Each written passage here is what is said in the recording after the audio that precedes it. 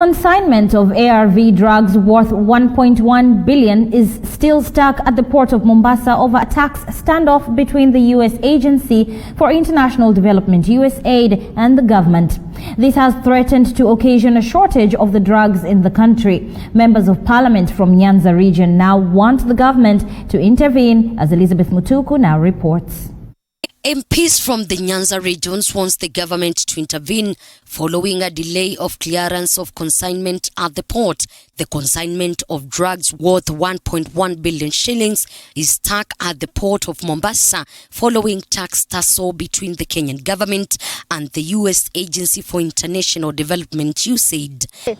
We are requesting the government of Kenya, together with the government of the United States and whoever else is supporting this program, to kindly resolve this matter urgently.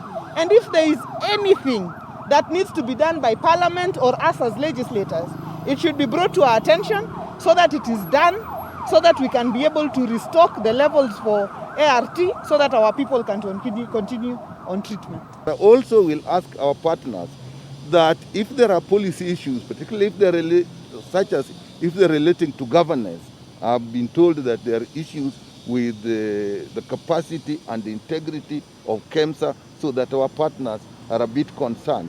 I do not think the best action is to actually withhold the drugs from people who need it, because then we are punishing the wrong people. The consignment has been lying at the port of Mombasa since January 18th after the government handed a 90 million tax bill to the privately owned American firm Cheminonics, which had imported it on behalf of USAID. The government says the import arrangement flouted the tax waiver policies on government-to-government donations, and that company had to pay duty as a private entity before the cargo could be released.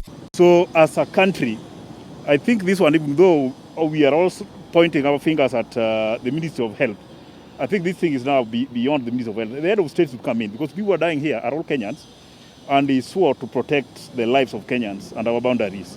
So I think TB, HIV/AIDS, and malaria, if given chance, are more dangerous than coronavirus.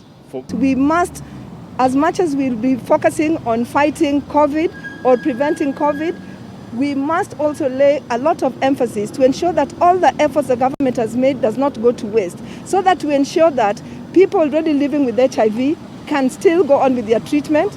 People who might have contacted HIV can be detected and put on treatment, so that we avoid a case where money has been put into an effort to fight HIV and it's all gone to waste. The Ministry of Health has already confirmed the shortage of drugs.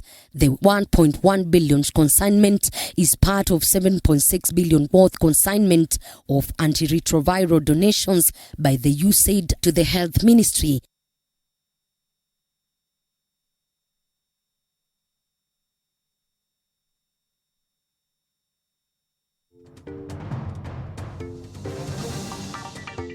In fact, there's a lot of work going on to try to streamline and make these ARVs available.